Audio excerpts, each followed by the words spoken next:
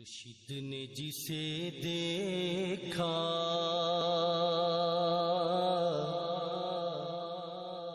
دیوانہ بسم اللہ بنا الرحمن الرحیم۔ ڈالا۔ السلام علیکم ورحمۃ اللہ وبرکاتہ۔ چہل احادیث میں شمع فریدی مخاطب ہوں۔ حدیث نمبر 39۔ آج کا موضوع اولیاء اللہ۔ الا ان اولیاء اللہ لا خوف علیہم ولا هم یحزنون۔ خبردار ہو کر سن لو، بے شک اللہ کے ولیوں پر کچھ خوف نہیں، کچھ غم نہیں۔ الذین آمنوا وکانوا یتقون، وہ جو ایمان لائے اور پرہیزگاری کرتے ہیں۔ لہم البشریٰ فی الحیات الدنیا وفی الآخرہ،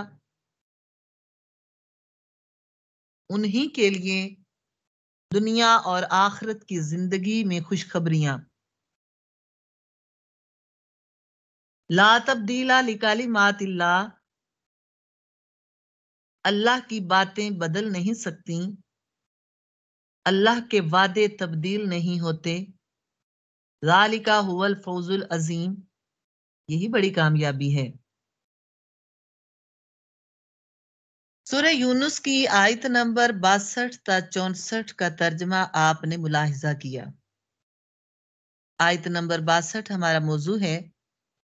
آیت نمبر 63 64 یہ دو آیات آیت نمبر 62 کی وضاحت اور تفسیر ہیں۔ بڑے لوگوں کی بڑی باتیں ہوتی ہیں، موضوع بہت شاندار ہے۔ سہنے لوگوں کی سہنی باتیں ہوتی ہیں، پیارے لوگوں کی پیاری باتیں ہوتی ہیں۔ نور والے نور کی بات کرتے ہیں، عاشقین عشق کی بات کرتے ہیں، ذاکرین ذکر کی بات کرتے ہیں، اللہ والے اللہ کی بات کرتے ہیں، اللہ والے اللہ سے ملانے کی بات کرتے ہیں، اور اللہ اپنے اولیاء کی بات کرتا ہے۔ تو الا ان اولیاء اللہ، خبردار ہو کر سن لو، بے شک اولیاء اللہ۔ یہاں دو حروف تاکید آئے ہیں، اور تاکیدی حروف قرآن حکیم میں ان آیات کے شروع میں ہیں جن آیات کے مضمون کے منکرین موجود ہوں یا آئندہ پیدا ہونے والے ہوں۔ اللہ پاک ان آیات کو، ان مضمون کو حروف تاکید سے شروع کرتا ہے۔ سورہ یونس کی آیت نمبر 62 دو تاکیدی حروف سے شروع ہو رہی ہے، الا ان، اور تاکیدی حروف قد، اس کا مطلب ہے تحقیق شدہ بات ہے۔ لقد البتہ تحقیق، الا حرف تنبیہ ڈانٹ ڈپٹ کے لیے آتا ہے، ان شک کو دور کرنے کے لیے آتا ہے۔ تو جس درجے کا انکاری ہو اسی درجے کی تاکید کی جاتی ہے۔ ہم اپنے ارد گرد نوٹ کرتی ہیں اور نوٹ کرتے بھی ہیں، کوئی فرقہ اولیاء اللہ کی ذات کا انکاری ہے، کوئی ان کی صفات عالیہ کا انکاری ہے، کوئی ان کی کرامات کا انکاری ہے، کوئی ان کے فیوز و برکات کا انکاری ہے، کوئی اولیاء اللہ کے علوم کا انکاری ہے۔ اس لیے اس مضمون کو میرے آپ کے رب نے ڈبل تاکید سے شروع فرمایا، الا ان، خبردار ہو جاؤ، شک نہ کرنا۔ تو اولیاء اللہ، اولیاء جمع ولی کی، لفظ اولیاء صفت مشبہ ہے، ولی کا معنی بھی بڑا خوبصورت ہے. ولی کے معنی ہے قرب، محبت، مدد. تو ولی کے معنی ہوئے قریب والا، قرب والا، محبت والا، مدد اور نصرت والا. یہاں اس آیت کے اندر ولی بمانا فائل اگر کریں تب بھی معنی بڑا خوبصورت ہے، اور ولی بمانا مفعول کریں پھر بھی معنی بڑا پرفیکٹ ہے. تو بمانا فائل ولی کا معنی اللہ پاک سے قرب و محبت رکھنے والے، یا اللہ پاک سے قرب و محبت رکھنے والا ولی. اور بمانا مفعول ولی کا معنی بنے گا جسے اللہ نے قرب بخشا، جسے اللہ نے محبت عطا کی، جس کی اللہ نے مدد کی، جس کا احترام اللہ نے فرمایا، کیونکہ اللہ پاک یہ صفات خود عطا فرماتا ہے. تو آیت کریمہ میں بہترین، ذہین، فتین، متین گروہ کا ذکر ہے جو نبی کریم صلی اللہ علیہ وسلم کا فیض لوگوں تک پہنچاتے ہیں. اللہ پاک نے حضور انور صلی اللہ علیہ وآلہ وسلم پر نبوت ختم فرما دی مگر ولایت ختم نہیں فرمائی. اب کوئی نبی نہیں بن سکتا مگر ولی بنتے رہے ہیں اور بنتے رہیں گے. آپ فرمان الہی پر دوبارہ غور کر لو، سورہ یونس کی آیات کو سمجھ کر پڑھ لو، اندازہ ہو جائے گا. اللہ پاک فرماتا ہے خبردار ہو جاؤ، کان کھول کر سن لو، آگاہ رہو، شک نہ کرو.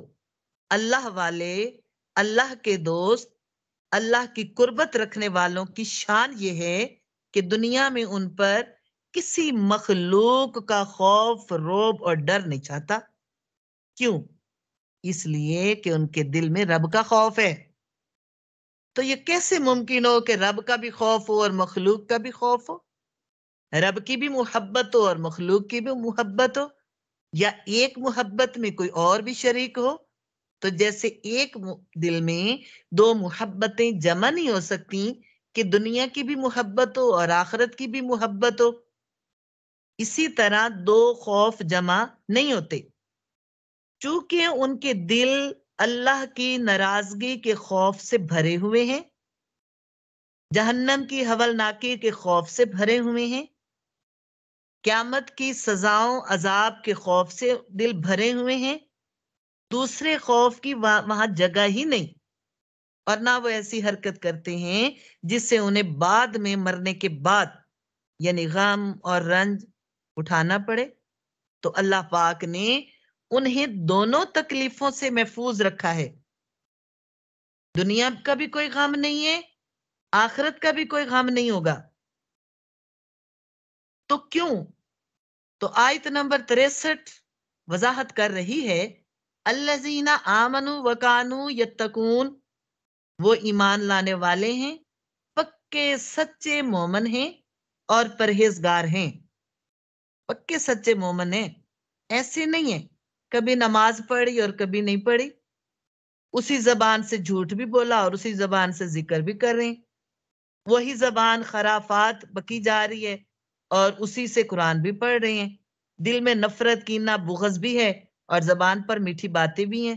نہیں نہیں نہیں نہیں، اولیاء اللہ جو ہیں وہ ایسے نہیں ہیں. یہ لوگ یگانگت والے ہوتے ہیں. یگانگت کا مطلب ہوتا ہے اتحاد، اتفاق، ایک رنگ. صبغت اللہ، اللہ کا ایک رنگ، ظاہر باطن ایک ہوتا ہے ان کا. جو باہر ہیں وہ اندر سے ہوں گے. جیسے کہ اکثر آپ لفظ سنتی ہیں سلوک کی راہوں کے مسافر لوگ، یہ وہی لوگ ہوتے ہیں جو درویش ہیں، فقیر ہیں، اولیاء اللہ ہیں، ولی ہیں، سلوک کی راہوں کے مسافر لوگ ہوتے ہیں. اور یہ وہ راہیں ہیں، سلوک کی راہیں، سالکین، ذاکرین، عاشقین جس پر چلتے ہیں، ان راہوں کو محبت و عشق سے طے کرتے ہیں عاشقوں کے ساتھ، ولیوں کے ساتھ. رکوع کرو، رکوع کرنے والوں کے ساتھ، جھک جاؤ، جھک جانے والوں کے ساتھ، ولی بن جاؤ ولیوں کے ساتھ. جس کیٹیگری کے لوگوں میں ہوں گے ویسے رنگ آپ پر آ جائے گا۔ تو اولیاء اللہ جو ہیں وہ سلوک کی راہوں کے مسافر ہیں، سالکین ہیں، اور یہ وہ راستے ہیں اللہ کی قربت والے راستے ہیں، یعنی اللہ کی تلاش میں، محبت میں اللہ کی راہ پر چلتے ہیں۔ یہ راستے محبت و عشق سے طے کیے جاتے ہیں، اور جب کوئی راستہ محبت و عشق میں طے ہو، راستے میں مشاہدے بھی ہوتے ہیں، مزے بھی ہوتے ہیں، سکون بھی ہوتا ہے، اور وصل یار کے لیے چہرہ تر و تازہ اور حشاش بھی ہوتا ہے۔ دیکھیں نا، آپ دنیا کے سفر سے اندازہ لگا لیں، کسی عزیز سے ملنے گئے، کسی قریبی سے ملنے گئے، محبوب سے ملنے کے لیے گئے، کسی بڑے ہی اہم شخصیت، دل کی شخصیت سے ملنے گئے، آپ دوران سفر رابطہ ہوتا ہے، گھر سے نکلے تب بھی رابطہ کیا، راستے میں تھے تب بھی رابطہ ہوا، محب محبوب مہمان میزبان کی بات چیت ہوتی رہی، کہاں تک پہنچے ہیں، کب تک پہنچیں گے، یہ دنیا کے سفر کی باتیں ہیں کہ پھر ملن کے شوق میں، اس ملاقات کے شوق میں، وصل یار میں چہرے میزبان کے بھی کھلے ہوئے ہیں، مہمان کے بھی کھلے ہوئے ہیں، اس لیے کہ دونوں میں پیار ہے اور شوق ملاقات بڑھ چکا ہے اور بڑھ رہا ہے۔ کچھ یوں ہی سمجھ لو کہ اللہ کے راستے کو بھی عاشقین کے ساتھ عشق میں، محبت میں، ذاکرین کے ساتھ ذکر کرتے کرتے یہ سفر طے کرنا ہوتا ہے۔ اور ہاں، کیا کہتے ہیں کہ گھر جنت بن جاتا ہے محبت سے، دو دلوں کی محبت جب مل جائے تو گھر جنت بن جاتا ہے۔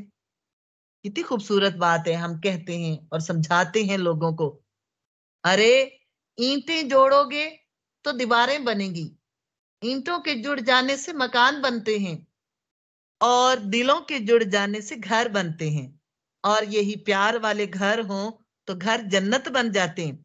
میاں بیوی کے رشتے میں پیار نہ ہو تو اس گھر کا کوئی سکون نہیں، بے شک گھر بہت ٹپ ٹاپ ہے مگر وہاں سکون نہیں، اس لیے کہ اس رشتے میں زبردستی ہے، یہاں محبت نہیں ہے، زبردستی کا معاملہ ہے۔ تو کچھ یوں ہی دیکھ لو کہ زبردستی کا اگر کوئی سفر کٹ رہا ہو، مزہ آئے گا؟ کیا مشاہدہ ہوگا؟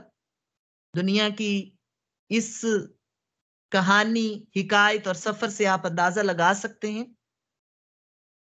اسی طرح جب اللہ کی محبت والے اللہ کی راہوں پر محبت و عشق میں سفر کریں، دیکھیں جی، ایک نماز عام کی ہے اور ایک نماز خاص کی ہے۔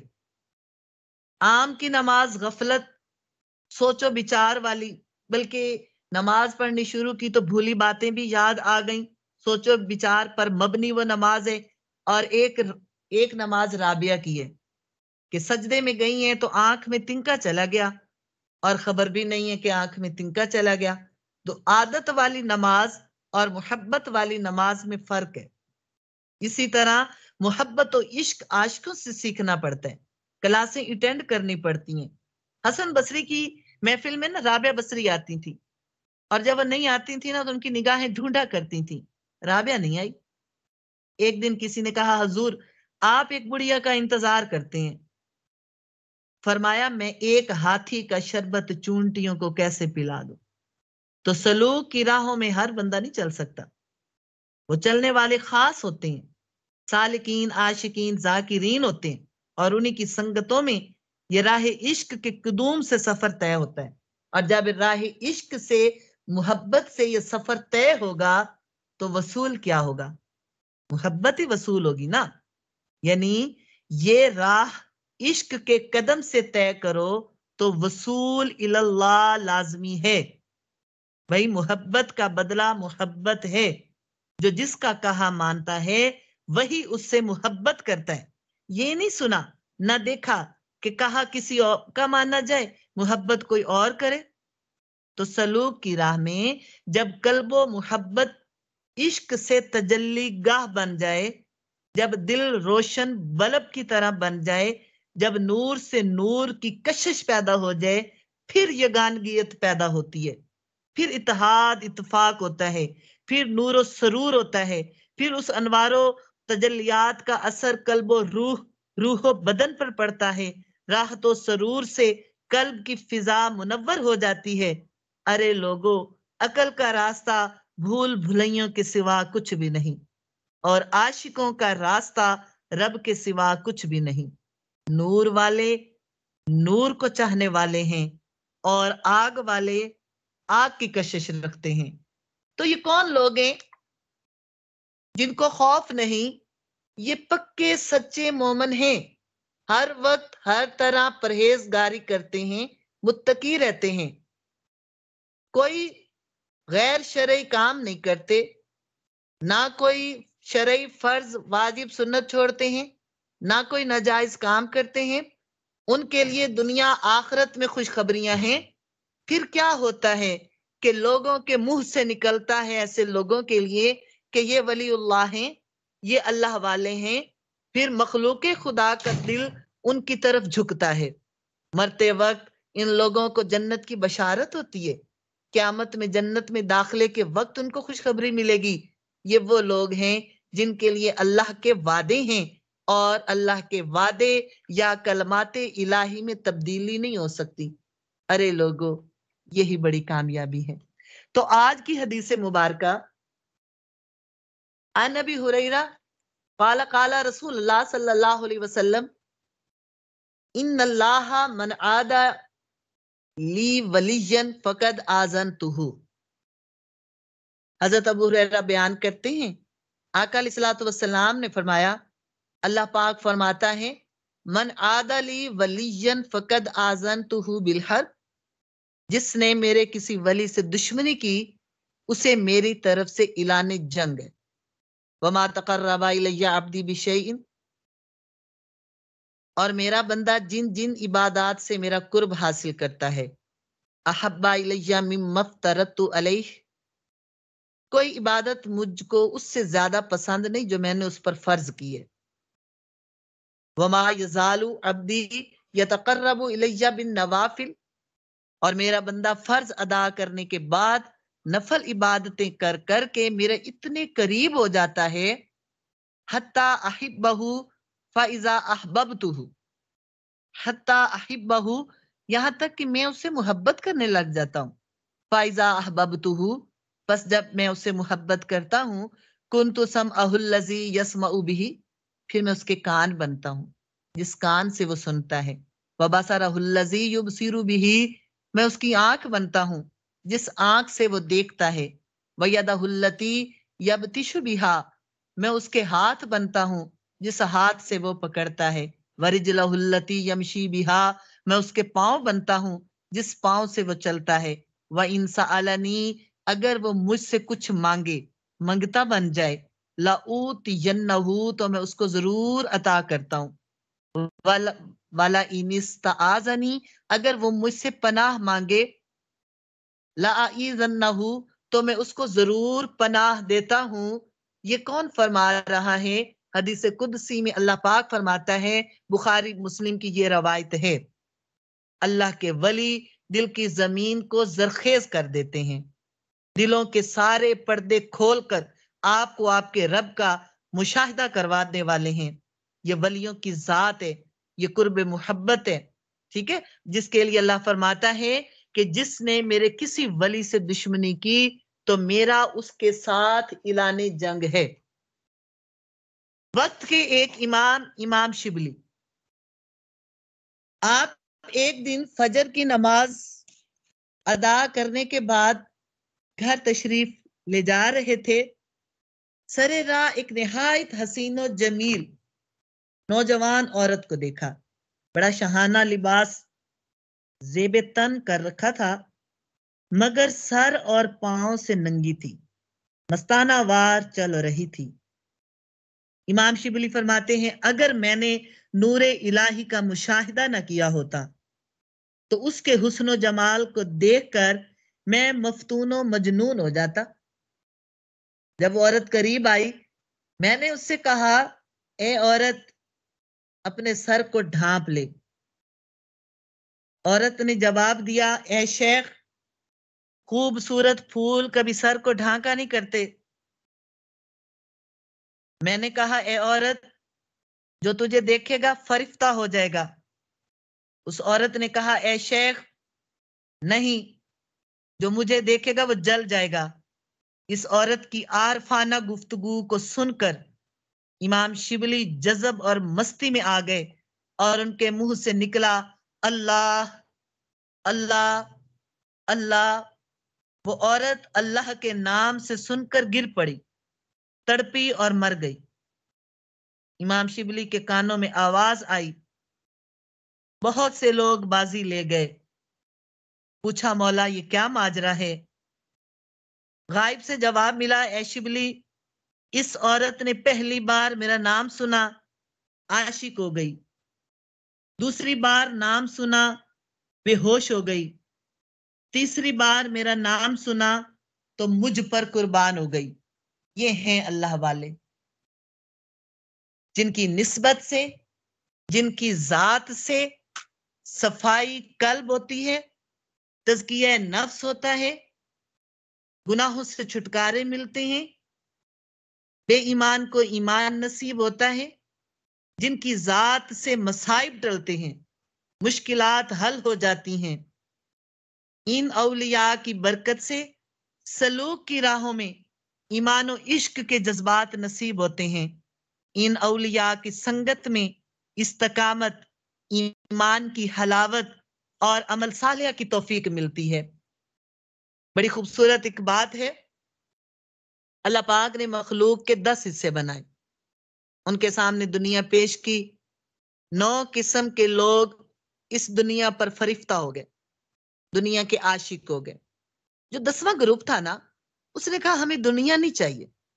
اللہ پاک نے فرمایا، تم کون لوگ ہو جسے دنیا نہیں چاہیے؟ اللہ نے پھر اس 10ویں حصے کے مزید 10 حصے کر دیے۔ اچھا، اگر دنیا پسند نہیں آئی تو جنت پسند آئے گی۔ اب جنت پیش کر دی، جنت لے لو، دنیا نہیں لینی تو پھر جنت لے لو۔ اب 9 حصے اس جنت پہ فرفتہ یا خوشی خوشی جنت قبول کر لی، لیکن ایک حصے نے انکار کر دیا، ہمیں جنت بھی نہیں چاہیے۔ اللہ پاک نے پوچھا، کون لوگ ہو؟ نہ تمہیں جنت چاہیے، نہ تمہیں دنیا چاہیے۔ اب اس حصے کے جو ایک حصہ تھا، اللہ پاک نے اس کے 10 حصے پھر مزید کر دیے، پھر ان کے آگے دوزخ رکھ دی۔ برے عمل کرنے والے بھی تھے۔ جب دوزخ پیش کی تو 9 گروپ دوزخ کے لیے ہو گئے۔ جو 10واں حصہ تھا، انہوں نے کہا ہمیں دوزخ بھی نہیں چاہیے۔ اللہ پاک نے پوچھا، کون لوگ ہو؟ نہ دوزخ میں جانا چاہتے ہو، نہ جنت میں جانا چاہتے ہو، نہ دنیا لینا چاہتے ہو؟ تو انہوں نے کہا، مولا ہم تیرے چاہنے والے ہیں، ہم تجھ سے محبت اور تیرے طالب ہیں، تیری تلاش میں، تیری جستجو میں، تیرے پیاروں کے پاس، ولیوں کے پاس جاتے ہیں۔ ہمیں کچھ نہیں چاہیے، ہمیں خلافت نہیں، عزتیں شہرتیں نہیں، ہم محبت کے بھوکے، ہم لوگ محبتوں کو حاصل کرنے جاتے ہیں، ہمیں کچھ نہیں چاہیے، ہم تو تیرے اور تیرے محبوب کے طالب ہیں۔ تو جو اللہ کے طالب ہوتے ہیں، جو اللہ والے ہوتے ہیں، انہی کو اولیاء اللہ کہتے ہیں۔ اور اولیاء اللہ بہت سارے ہوتے ہیں، بہت سارے لوگ ہیں، 4000 ولی چھپے ہوئے ہیں، جن کو خود اپنے احوال کا بھی اندازہ نہیں ہے کہ ہم ولی ہیں۔ ٹھیک ہے جی، اس میں 300، بعض فرماتے ہیں 357، بعض فرماتے ہیں 356، یہ وہ لوگ ہیں جو اخیار بولے جاتے ہیں، خدمت کرنے والے، ان کا لقب ہے اخیار، ڈیوٹی کرنے والے۔ یعنی یہ 300 لوگ جو ہے نا، ان کے الگ الگ ڈپارٹمنٹ ہوتے ہیں، الگ الگ شعبے ہوتے ہیں، الگ الگ ان کی ڈیوٹیز ہوتی ہیں۔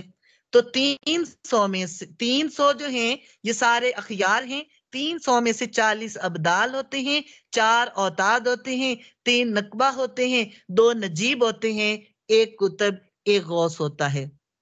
یہ تمام لوگ اپنی اپنی ڈیوٹی ہر زمانے میں، ہر زمانے کے لوگوں کی مدد کے لیے ہوتے ہیں۔ تو اولیاء اللہ کی بڑی قسمیں ہیں، اس میں سلسلہ سیفیہ جیسا کہ آپ سنتی ہیں، آپ سنتے ہیں، آپ نوٹ کرتے ہیں، آپ دیکھتے ہیں کہ یہ سلسلہ ذاکرین، سالکین، عاشقین کا سلسلہ ہے۔ ذکر قلبی سکھانے والے لوگ ہیں جن کی نشستوں میں، جن کی محافل میں، جن کے پروگرام سنگت صحبت میں بیٹھ کر اللہ کا ذکر نصیب ہوتا ہے۔ یہ بڑے خاص لوگ ہیں جو دل کو جاری کر دیتے ہیں۔ دل، روح، سینے کے لطائف ہر وقت اللہ اللہ کرنے والے ہو جاتے ہیں۔ یہ آپ کا سینہ روشن، مختلف رنگ برنگی لائٹوں سے روشن سینہ ہو جاتا ہے۔ ایسے لوگوں کے پاس بھی آیا کرو، ایسے لوگوں کی سنگت میں بھی آ جاؤ۔ دیکھیں جی، پھول تو پھول ہے، اور اس پھول کا اگر گلدستہ دیکھو تو اس کے ساتھ آپ کو گھاس کے تنکے بھی نظر آئیں گے، اور مزید پتے اور ٹہنیاں بھی ہوں گی۔ ٹھیک ہے، اب گھاس کیا ہے؟ محمل سی ہے یا ایک گھاس؟ کیا اس کا فائدہ ہے؟ ذکر کرنے والی تو ہر چیز ہے، ایک الگ بات ہے۔